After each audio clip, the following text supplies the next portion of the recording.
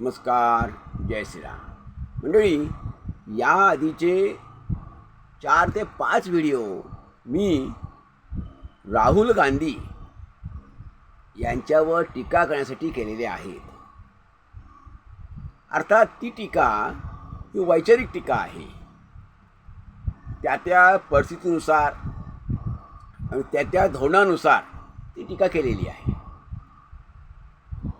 परंतु आजचा जो व्हिडिओ आहे हा राहुल गांधींचं कौतुक करण्यासाठी आहे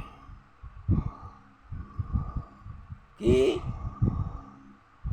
स्वतःचं आमचं हे धोरण आहे की आपली वाहिनी, आपलं चॅनल हे निपक्षपाती असावं. ज्याची टीका करतो त्याच्यातले चांगले गुण दिसले की त्याचं मुक्तकंठाने कौतुक करावं, त्याची प्रशंसा करावी. आणि ज्याचं कौतुक आपण करतो त्याच्यामध्ये काही उणिवा असतील तर जेव्हा वेळ येईल तेव्हा त्याही उणिवा आपण रोखठोकपणे आणि निर्भीडपणे सर्वांसमोर मांडाव्यात. म्हणजे चुकीला चूक आणि बरोबरला बरोबर, चांगलं असेल तेव्हा कौतुक आणि वाईट असेल तेव्हा ते सर्वांसमोर मांडावं आणि त्याच्यावर आपण बोट ठेवावं, त्याचा निषेध करावा. हे माझं धोरण राहिलेलं आहे.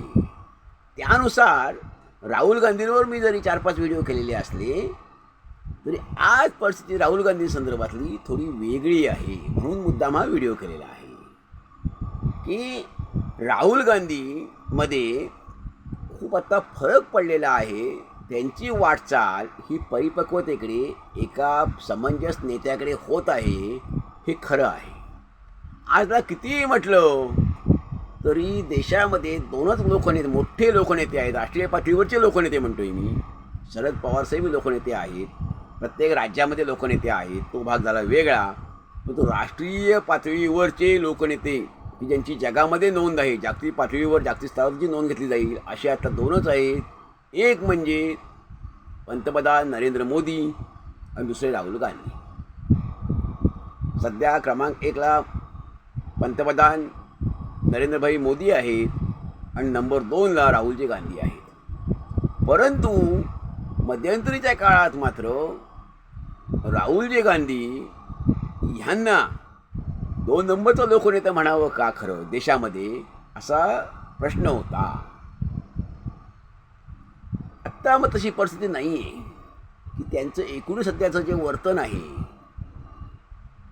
एकूणच ते दाखवत असलेली परिपक्वता आहे किंबहुना सर्वसामान्यांच्या प्रश्नांसाठी ते रस्त्यावर येत आहेत, अनेकांच्या भेटीगाठी घेत आहेत, अनेक दौरे करत आहेत. ह्या गोष्टी ज्या आहेत त्या नक्कीच पक्षाला पुढे नेण्यास हितकारक किंवा उपकारक ठरत असतात. आणि हे राहुल गांधी नक्की करत आहेत. की दुसरी एक त्यांची गोष्ट अशी आहे की 2014 पासून 26 पर्यंत 12 वर्ष पक्षाची सत्ता कुठेही नाही. हे 2-3 राज्य वगळली सर्व स्तरावर सपाटून त्यांना मारच खावा लागला आहे. अपयश पदरात पडलेलं आहे. अगदी काँग्रेस कधी नव्हे एवढ्या कमी जागा प्रत्येक ठिकाणी आलेल्या आहेत आणि अजूनही येत आहेत. पण तरी देखील राहुल गांधी याही प्रतिकूल परिस्थितीत ताठ उभे आहेत, खंबीरपणे उभे आहेत. हे नक्की कौतुकास्पद आहे आणि हेच त्यांच्या सामान्य कार्यकर्त्याला बळ देणारं ठरत असतं, त्याला उत्साहित करणारं, प्रोत्साहित करणारं ठरत असतो. सामान्य कार्यकर्ता हा पक्षाकडे असलेला सामान्य कार्यकर्ता हा आपल्या पक्षप्रमुखाकडे, नेत्याकडे आशेने बघत असतो. आणि त्याला हेच हवं असतं की आपण एवढं पक्षासाठी करतोय, आपण वेळ पडल्या रस्त्यावर येतो आणि रस्त्यावर आपण आंदोलन करू, पण आपण नेता काय करतो, त्यासाठी नेता खंबीर लागतो, कणखर लागतो, मजबूत लागतो. तसे राहुल गांधी आता त्यांची नक्की वाटचाल सुरू आहे. एका खंबीर,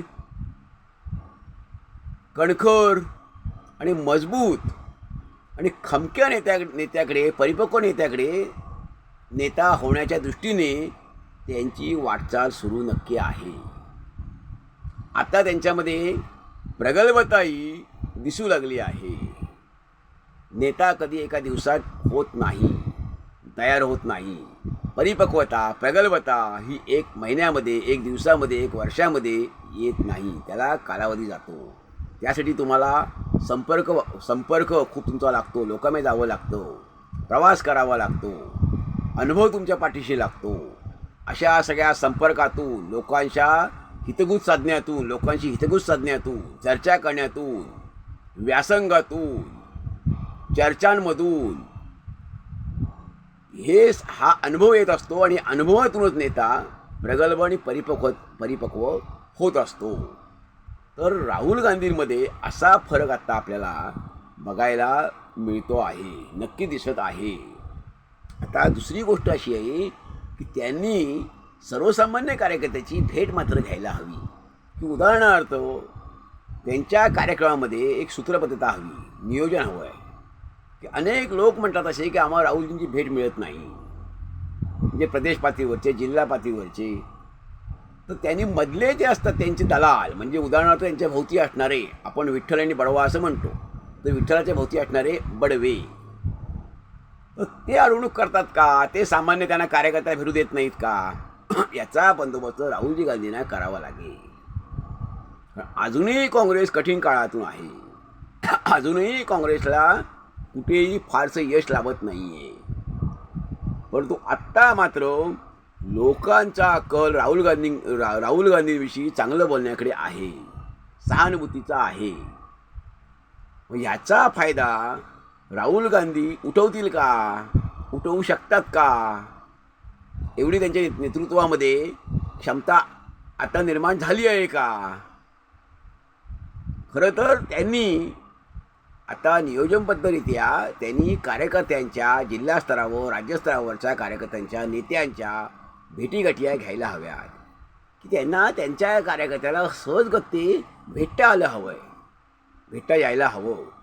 दिल्लीमध्ये त्यांचा कार्यकर्ता गेला तर त्याला राहुलजींना भेटण्याची इच्छा झाली. एक 5 मिनटं का होईना त्यांना राहुल गांधींना भेटावं असं वाटतंय. तर राहुलजींचं दार त्याच्यासाठी उघडं हवं, राहुलजींनी त्याच्यासाठी वेळ द्यायला हवा. ही सगळ्यात महत्त्वाची गोष्ट आहे.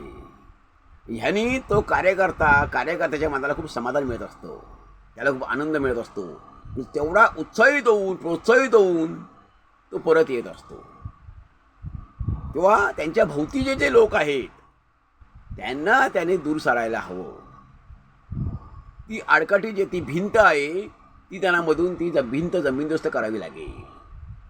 त्यामुळे त्यांच्यातलं राहुल गांधी आणि सामान्य कार्यकर्ता ह्यांच्यामधलं अंतर जे आहे ते अंतर त्यांना नाहीसं करावं लागेल, नष्ट करावं लागेल, कमी करावं लागेल, नाही तर नष्ट करावं लागेल. हेच त्यांना फक्त करावं लागेल, आता करण्यासारखं आहे. अन्यथा राहुल गांधींची सध्या प्रतिमा जी आहे ती बदलली आहे हे नक्की. जी राहुल गांधींची 2 वर्षापर्यंत प्रतिमा होती, 2 वर्षापर्यंत, 3 वर्षापर्यंत, तशी प्रतिमा कुणी राहुल गांधींना एवढं गांभीर्याने घेत नव्हतं. आत्ता असं होत नाही आहे. आत्ता राहुल गांधींना गांभीर्याने घेतलं जातं आहे. आता कुणी असं राहुल गांधींना गमतीने, सहजपणे असं घेत नाही आहे, चेष्टेने घेत नाही आहे. आत्ताच्या यूट्यूबवरच्या सगळ्याच माध्यमांवरच्या, इंस्टाग्राम असेल, फेसबुक असेल, यूट्यूब असेल, वृत्तपत्र असेल, इथल्या ज्या एकूण प्रतिक्रिया आहेत, अभिप्राय राहुल गांधींविषयीचे, ते फारसे वाईट नाही आहेत, तर चांगले आहेत. आणि त्यातून समजतं की राहुल गांधींची प्रतिमा ही बदलते आहे आणि ती हळूहळू परिपक्वतेकडे वाटचाल त्यांची सुरू आहे. आता इथून फक्त रिवर्स येता कामा नयेत राहुलजी, तर पुढे जाण्याची गरज आहे. कारण देशामध्ये कितीही म्हटलं की देशाला नेता हा हवा असतो, तो एक नव्हे. देशाला एकच नेता हवा नसतो, गरज नसते, तर अशा नेत्यांची, खूप नेत्यांची गरज असते. मग आता मोदी जे आहे तितके राहुल गांधींची गरज असणार आहे. सत्ताधारी पक्ष येतात, विरोधी पक्षही महत्त्वाचा असतो. त्यामुळे लोकशाहीमध्ये कधी सत्ताधारी पक्ष आणि विरोधी पक्ष हे दोघेही जनतेच्या हितासाठी आणि लोकशाही अधिक सक्षम होण्यासाठी, मजबूत होण्यासाठी, मजबूत राहण्यासाठी हे दोन्ही पक्ष सशक्त निरोगी असण्याची गरज असते, सबल असण्याची गरज असते, शक्तिमान असण्याची गरज असते. तरच एकाचं एकावर वचक राहतो आणि जनहिताची कामं होऊ शकतात. त्यामुळे राहुल गांधींमध्ये होणारा बदल हा स्वागतार्ह आहे, हा कौतुकास्पद आहे. ह्या बदलाचं आम्ही मनापासून स्वागत करतो. मंडळी, आपल्याला खरंच हा बदल दिसतो आहे का? आणि हा बदल आपल्याला स्वागतार्ह वाटत आहे का? आपण यावर जरूर ऐका द्यावा. धन्यवाद. जय हिंद, जय भारत.